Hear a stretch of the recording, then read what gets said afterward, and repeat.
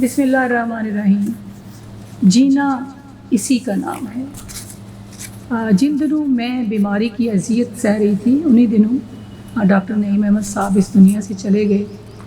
میری ڈاکٹر نعیم احمد کے ساتھ ایک بہت عقیدت محبت کا رشتہ تھا، ایک ایسا رشتہ شاید جس کو بیان کرنے کے لیے میرے پاس لفظ نہیں ہے، کیونکہ ان کی جو ذات ہے وہ علم، گیان، وجدان اور معرفت کے حوالے سے وہ ایک اتنی بڑی شخصیت کے مالک تھے، اور طالب علموں سے ان کا رویہ اتنا ہمدردانہ اور ان کی رہنمائی اس طرح میسر ہوتی تھی کہ جیسے ہم ایک کڑی دھوپ میں ایک گھنے سائے تلے موجود ہوں، اور یہ احساس جو ہے ہمیشہ دل کو تسلی دیتا تھا کہ ہمارے ساتھ ڈاکٹر نعیم احمد ہیں، جن سے ہم ہر طرح کا سوال پوچھ سکتے ہیں، کوئی الجھن بیان کر سکتے ہیں، کوئی پریشانی بیان کر سکتے ہیں، ان سے رہنمائی لے سکتے ہیں۔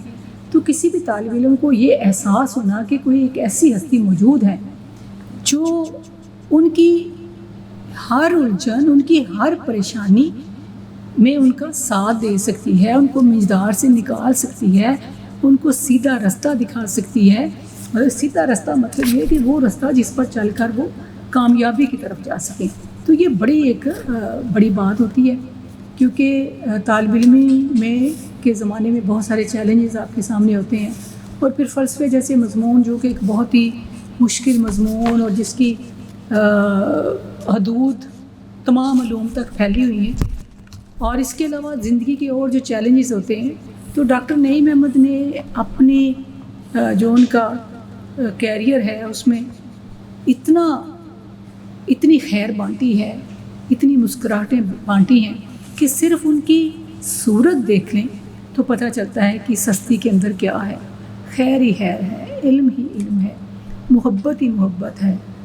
تو مجھے بڑا ظاہر ایک ان سے جو رشتہ تھا پوری فیملی کے ساتھ، اور کوئی دن ایسا نہیں ہوتا تھا کہ میں ان کے گھر نہ جاؤں، اور ایک وہ میرا اپنا گھر تھا، مجھے بیٹیوں کی طرح وہ چاہتے تھے، ان کی بیگم، ان کے بیٹے، ابھی بھی میرے وہی حقوق ہیں اس گھر میں۔ تو ایک مجھے ظاہر ہے ان کا آخری دیدار نہ کر سکنا، لیکن میں سمجھتی ہوں کہ ان کی جو موت ہے وہ ایک ایسی موت ہے کہ جس پر فخر کیا جا سکتا ہے، کہ ایک انسان آخری وقت تک خیر بانٹتا رہا، آخری وقت تک لوگوں کی رہنمائی کرتا رہا۔ اب ہم یہ تو نہیں کہہ سکتے کہ کوئی بندہ فوت ہی نہ ہو، کیونکہ یہ زندگی کا سفر تو ختم ہونا ہے، لیکن اس طرح ختم ہو تو باہر کے ملکوں میں تو اس طرح کی جو موت ہوتی ہے اس کو سیلیبریٹ کرتے ہیں، کہ جس میں آپ اتنا کچھ معاشرے کو دیکھ کر جا رہے ہوتے ہیں اور اس کا عکس آپ کے چہرے پر ہوتا ہے۔ ایک میں نے کالم لکھا، اگرچہ وہ کالم اس کا احاطہ نہیں کر سکتا، کسی وقت میں اس پر زیادہ تفصیل سے لکھوں گی انشاءاللہ، لیکن ایک جو حاضری لگوانے کی حد تک میں نے کالم لکھا تھا، جینا اسی کا نام ہے۔ زندگی ایک تسلسل کا نام ہے، زندگی ایک تسلسل کا نام ہے، ایک ایسا دریا ہے جو کبھی نہیں رکتا، چلتا رہتا ہے، اور یہی زندگی کی ترقی ہے۔ تنزلی، رکاوٹ، عارضی چیزیں ہیں۔ بعض اوقات اسی دریا میں کوئی بھاری پتھر کچھ لمحوں کے لیے ہمیں روک لیتا ہے، اس کے پیچھے کوئی راز ہوتا ہے، ہماری کسی صلاحیت کا امتحان ہوتا ہے، ہماری کسی لغزش کی سزا ہوتی ہے، یا ہمیں چیلنج دیا جاتا ہے کہ ہم اس کو اٹھا کر سمندر کی طرف بڑھیں۔ اگلی منزلوں میں انتقال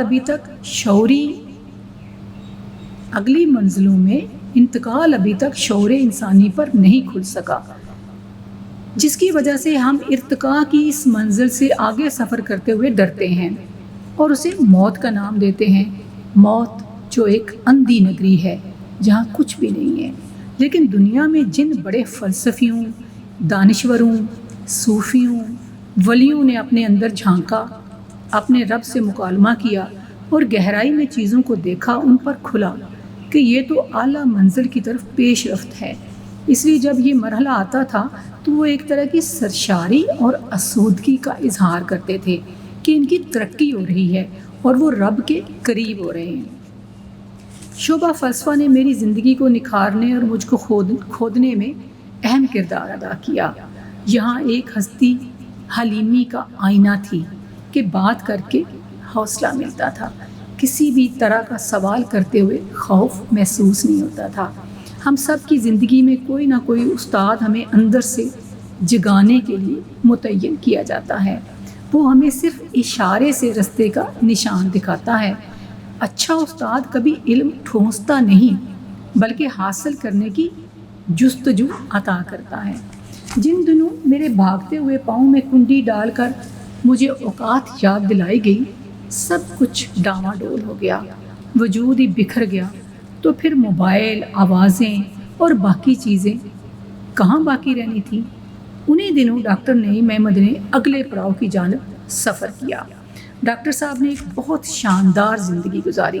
ان کی زندگی کا ہر لمحہ خوبصورتیوں سے بھرا ہوا تھا، جس میں دانش، علم اور رہنمائی تو ان کی ذمہ داری تھی، لیکن انہوں نے مسکراہٹیں بانٹیں، زندگی کا شعور سکھایا، مثبت راستہ کیا ہے یہ بتایا۔ ان کی وساطت دنیا کے بڑے بڑے فلسفیوں، دانشوروں سے ملنے کا موقع ملا۔ میں نے ایک دفعہ انہیں کہا، ڈاکٹر صاحب آپ کے 3 بیٹے ہیں، بیٹی نہیں ہے۔ کہنے لگے آج سے تم میری بیٹی ہو، اور پھر یہ آخری دم تک نبھایا۔ ڈاکٹر صاحب اچھی بحث و مباحثے کے دوران اچھے جملوں کا لطف لیتے تھے۔ کسی مذاکرے میں کوئی بات ہوتی تو کئی دفعہ پوچھتے، اچھا سغرا تم نے ایسے کہا تو پھر کیا ہوا؟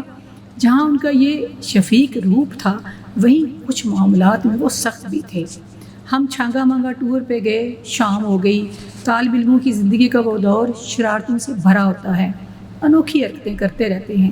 واپسی پر ہم بھی کچھ طالب علم بس کے اوپر بیٹھ گئے، جن میں کچھ کو ٹالی کی باریک کونپلیں ہلکا پھلکا چھیڑ بھی گئی، مگر اتنی چوٹوں کی پرواہ کس کو تھی؟ جب ہم واپس آئے تو ڈاکٹر نعیم احمد شدید ناراض ہوئے، بلکہ کہا کہ یہ خطا معاف ہی نہیں ہوگی۔ بہرحال اس کے بعد ہم نے کبھی اس طرح کی خطا کرنے کا سوچا بھی نہیں۔ پورے ڈپارٹمنٹ، پوری یونیورسٹی کے لانز میں گئے، وہاں سے سفید پھول ڈھونڈے اور ڈاکٹر صاحب کے پاس لے کر گئے، لیکن انہوں نے پھول لینے سے انکار کر دیا۔ انہوں نے کہا کہ آپ نے وہاں جو موجود ایڈمنسٹریٹو لوگ تھے، جو ایڈمن کے لوگ تھے جو اس ٹور کو آرگنائز کر رہے تھے، ان کی بات نہیں مانی اور غیر ذمہ داری کا مظاہرہ کیا، اس لیے میں آپ کو معاف نہیں کروں گا۔ تو ہم بڑے حیران ہوئے کہ ہمیں ڈاکٹر صاحب سے اس طرح کی توقع نہیں تھی، لیکن بعد میں ہم نے جب سوچا تو ہم نے کہا یہ ایک سچے رہنما، ایک اچھے استاد کی یہ خوبی ہوتی ہے کہ وہ اپنے طالب علموں کی اخلاقی حوالے سے تربیت بھی کرتا ہے، اور جہاں وہ غلطی پر ہوں اس غلطی کو نظر انداز نہیں کرتا، کیونکہ اگر وہ غلطی نظر انداز کر دیتے تو ہم اس سے بڑی غلطی کرتے۔ بہرحال ہمیں اتنا اس کا صدمہ ہوا کہ پھر ہم نے زندگی میں دوبارہ کبھی اس طرح کی غلطی کرنے کا سوچا بھی نہیں، اور آہستہ آہستہ معاملہ ٹھیک ہو گیا۔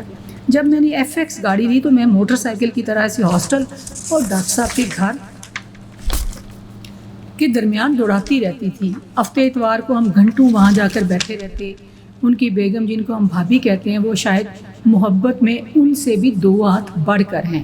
پچھلے سال خاور اور میں خاور کی بیٹی شاؤ کی شادی کا کارڈ دینے گئے تو گاڑی میں بیٹھتے بھابھی ٹفن لے کر آ گئیں، حالانکہ اس سے پہلے انہوں نے ہمیں کافی کچھ کھلا دیا تھا۔ تو ٹفن میں نے کہا بھابھی اس میں کیا ہے؟ گھر کے کباب ہیں۔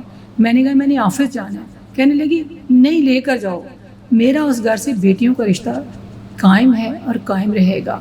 ڈاکٹر صاحب ایک محدود دائرے سے نکل کر وسیع دائرے میں چلے گئے ہیں، ان کی ترقی ہو گئی ہے۔ وہاں وہ دنیا بھر کے فلسفیوں کے ساتھ بیٹھ کر دنیا میں محبت، امن اور دانش کی روشنی پھیلانے کی بحثیں کر رہے ہوں گے۔ وہاں کوئی ایسا نظریہ بھی پنپ رہا ہوگا جس کو سامنے لانے کے لیے قدرت کسی ذہن کو تیار کر رہی ہوگی۔ ڈاکٹر نعیم احمد نے شاندار زندگی گزاری، اپنی تمام ذمہ داریاں پوری کیں، 3 بیٹوں کے بچوں کو بڑے ہوتے دیکھا، لاکھوں طالب علموں کی رہنمائی کی۔ ڈاکٹر صاحب آپ کو مبارک ہو۔ آپ کا بیٹا علی کہہ رہا تھا ابو نے آپ کی بیماری کے حوالے سے بڑا اثر لیا۔ انہی دنوں ہمارے ایک اور استاد بہت شفیق ڈاکٹر خالق صاحب بھی اس دنیا سے چلے گئے۔ تو علی نے مجھے بتایا کہ ڈاکٹر صاحب روزانہ کہتے تھے سغرا سے میری بات کراؤ۔ تو جب میرا فون ظاہر ہے سائلنٹ تھا یا بند تھا تو انہوں نے کہا کہ آج شام کو میرا آڈیو میسیج ریکارڈ کر کے اس کو بھیج دینا، لیکن اسی شام وہ وینٹیلیٹر پر چلے گئے اور پھر اگلے مرحلے کی جانب۔ کوئی بات نہیں، مجھے امید ہے جب میں اس سمت آؤں گی تو وہاں بھی مجھے آپ کی دانش کا جو مہربان سایہ ہے وہ میسر رہے گا۔ یہ جو زندگی ہے یہ تو ختم ہونے والی ہے، لیکن جو بڑے لوگ ہوتے ہیں، بڑے کام کر کے جاتے ہیں، وہ کبھی ختم نہیں ہوتے۔ تو ڈاکٹر صاحب کا جس طرح میں نے بتایا کہ ہماری ان سے جو محبت اور عقیدت تھی، تو کوئی دن ایسا نہیں گزرتا تھا کہ ظاہر ہے اس وقت ہمارے پاس موبائل تو نہیں ہوتے تھے، تو ہاسٹل کا جو نمبر ہے اسی پہ وہ بڑی لمبی لائن لگی ہوتی تھی، سارے ہاسٹل کے فون آنے ہوتے تھے، تو بھابھی نے فون کرنا کہ سغرا میں نے یہ پکایا، جدھر ہی کھانا کھانا۔ تو ہم چلے جاتے تھے، پھر جب فری ہوتے تھے تو اکثر ان کا بڑا سا گھر تھا، لان تھا، وہاں جا کے پڑھتے رہتے تھے۔ اور جب میں جاتی تھی تو آ کے بھابھی سے پوچھنا نسرین سغرا آئی ہے کی پکائے، اور پھر بھابھی نے مجھے کچن میں لے جانا، اچھا سغرا دس پھر کی کھانے، اے سینڈوچ نے، اے فلانی چیز ہے، اے فلانی چیز ہے، تو دس۔ تو مطلب اتنی محبتیں ہیں کہ جس کا میں کبھی قرض نہیں چکا سکتی، کیونکہ محبتوں کا قرض آپ چکا ہی نہیں سکتے۔ جو لاڈ اور جو محبت مجھے ملی یہ خدا کا کرم اور بڑے لوگوں کی مہربانی تھا۔ تو مجھے کبھی محسوس نہیں ہوا کہ میں ڈاکٹر صاحب کے ساتھ صرف میرا استاد شاگرد کا، بھابھی کے ساتھ صرف ایک استاد کی بیگم کا رشتہ تھا، ان کے بچوں کے ساتھ جو ہے وہ ایک، بلکہ میں ان کو اپنے بھائیوں کی طرح عزیز سمجھتی ہوں، اور ان کی فیملی کے ساتھ، بھابھی کے ساتھ، سب کو۔ تو مجھے ایک اپنا ایک دوسرا میکا ان کا گھر لگتا ہے۔ میں بے شک سالوں وہاں نہ جاؤں، لیکن وہ میرے دل کے قریب رہتے ہیں۔ اور میں نے ان کی وفات سے کوئی مہینہ پہلے فون کیا، ویسے سلام دعا، تو میں نے کہا میں کسی دن آؤں گی۔ کہتے نہیں تو مصروف بندہ کتنے تیرے کو، میں آپ آؤں گا لینا تو ملنا آؤں گا۔ میں کہ چلو ٹھیک ہے۔ تو مطلب اس طرح کا خیال رکھنا کہ آپ کام کر رہے ہو تو ہم آئیں گے۔ تو وہ جو اپنائیت ہے، وہ جو میرے دل میں، میری یادداشت میں بسی ہوئی ہے، چاہت ہے، اور وہ جو گیان انہوں نے عطا کیا، کچھ ان کی زبان سے لیکچر میں نے سنے، مکالمہ کیا، اور جب کبھی بھی کوئی ایسا لیکچر ہوتا تھا تو ڈاکٹر صاحب کی ہمیں ضرور یہ اس پہ ابھارتے تھے کہ سوال کریں۔ اور ایک دفعہ میں نے کہا کہ ڈاکٹر صاحب یہ سوال میں کروں گی تو میں پھانسی نہ جاؤں گا، اگر انہوں نے مجھ سے آگے سوال کر لیا تو مجھے تو اس فلسفے کا کچھ نہیں پتا۔ انہوں نے کہا کوئی بات نہیں، تو اسٹوڈنٹ ہے، کہیں منو نہیں پتا۔ مطلب اتنا وہ حوصلہ بڑھاتے تھے کہ طالب علموں کے درمیان جو ایک تجسس ہے، جستجو ہے، وہ بڑھے۔ تو میں کیونکہ اپنے ڈپارٹمنٹ کی ٹاپر بھی تھی اور ایک لائق لڑکی بھی تھی، تو میرے اوپر ان کی خاص ایک توجہ بھی تھی، نظر بھی تھی۔ اور اسی طرح جب میں نے پی ایچ ڈی کی تقریباً میں نے 7 سال لگائے، جب 5 سال کے بعد میں نے جمع کرایا تھیسس، تو میں نے ڈاکٹر صاحب سے کہا کہ میرا، کہتے ہیں کہ ایک چیپٹر بڑا کمزور ہے، لگتا نہیں ہے کہ تیرا تو لکھا ہے، تو مغرو لایا۔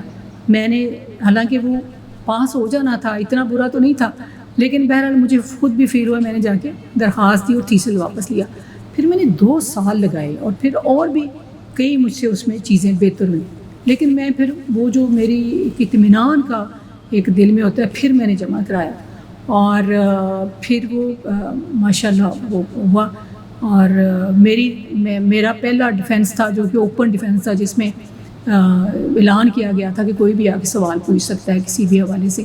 اور تب میری بیٹی 15 دن کی تھی، اور جا کے میں نے اس میں حصہ لیا، لیکن ڈاکٹر صاحب نے کہا کہ آپ نے ہمت سے جواب دینے ہیں اور انشاءاللہ آپ کرو گی آپ، اور میں نے کیا، اور اللہ کا شکر ہے کہ وہ ایک کٹھن جو مرحلہ ہے وہ بھی عبور ہوا۔ تو اسی طرح جو ایم اے کا تھیسس تھا وہ میں نے فیض احمد فیض پر جب لکھا تو ڈاکٹر صاحب کو میں نے کہا، تو انہوں نے کہا کہ یہ جو بھی آپ کو پسند ہے، میں نے 2-4 ٹاپک ان کو بتایا کہ میں اس پہ کرنا چاہتی ہوں، اس پہ کرنا چاہتی ہوں۔ تو انہوں نے کہا جس میں آپ کی نظریاتی وابستگی ہو، آپ جس چیز کو اندر سے سمجھتے ہوں، اور جس میں آپ کو اندر سے گواہی ملتی ہو، وہ اپنے دل سے پوچھو، پھر میں آگے آپ کو بتاؤں گا کہ آپ نے کیا کرنا ہے۔ تو میں نے انہیں کہا کہ میں نے مختلف ایسے کچھ، میں یورپین فلاسفرز بھی، ظاہر ہے جو دانشور ہیں وہ تو ان کی حدود نہیں ہوتی ہیں، وہ تو آپ پسند کرتے ہیں. اسپائنوزا کو میں بڑا پسند کرتی تھی، کانٹ کو کرتی تھی، اور بھی تو سقراط، افلاطون تو وہ تو دل میں رہنے والے لوگ ہیں، ارسطو تو. لیکن ان پہ ظاہر ہے کام بہت ہو چکا تھا، اور جو جدید فلاسفرز ہیں ان کے حوالے سے. تو پھر میں نے جب کچھ اپنے بیچ میں لکھے شاعر، جس طرح فیض احمد فیض کا عمرانی فلسفہ تھا، social study, social philosophy of Faiz Ahmad Faiz کا. تو میں نے ڈاکٹر صاحب نے کہا کہ آپ جا کے نا پہلے اپنے دل سے بات کرو، اپنے اندر جھانکو، آپ کو گواہی کس طرف ملتی ہے. پھر میں گئی 2-3 دن بعد، اور میں نے کہا کہ مجھے فیض کی شاعری میں اپنا آپ جو ہے نا وہ زیادہ اپنے نظریاتی وابستگی بھی نظر آتی ہے، اور ایک میں خود بھی لکھتی ہوں، اور دوسری یہ کہ میں ان کے نظریات کو سمجھتی بھی ہوں. اور مجھے لگتا ہے کہ اس پہ کام ہونا چاہیے. اس پہ کام نہیں ہوا، مطلب اردو ادب میں تو بے شمار کام ہوا، لیکن فلسفے کے حوالے سے ان پہ کام نہیں ہوا. تو انہوں نے کہا ٹھیک ہے. پھر وہ ماشاءاللہ بہت اچھا ایک مجھ سے کام ہوا، اور وہ کتاب بھی بعد میں شائع ہوئی. اور اسی طرح جب ایم اے کا تھیسس تھا تو وہاں بھی پہلے یہی تھا کہ کسی یورپین پہ کیا جائے، پھر ہوتے بات جو ہے تب بلے شاہ سے بھی میرا بڑا والہانہ عشق تھا، ابھی بھی ہے. لیکن اس دور میں بلے شاہ کو میں نے اتنا نہیں پڑھا تھا، اور پنجابی جو ہے ظاہر ہے کہ ہم تو فلاسفی میں اس کی ٹرمنالوجی ساری انگریزی میں تھی، تو اس میں تھوڑا مسئلہ تھا کہ اس کو اس میں لکھنا، اور پھر اتنا میٹر ملنا فلاسفی میں. جس طرح میں نے پہلے عرض کیا کہ جو لنگوسٹکس کے حوالے سے باقی تو ان لوگوں پر بہت کام ہوا، شاعروں پر، صوفی شاعروں پر، لیکن فلسفے میں کام ہوا تھا. تو میرا پہلی تو یہ تھی کہ اس پہ لکھوں، لیکن اس پہ پھر میں نے کہا کہ جس میں علاقے کی ہوں وہاں کے میاں محمد بخش ہیں، اور تصوف سے مجھے ظاہر ہے کہ ایک رغبت تھی، یا میرے اندر ایک دیا جلتا تھا اس نور کا.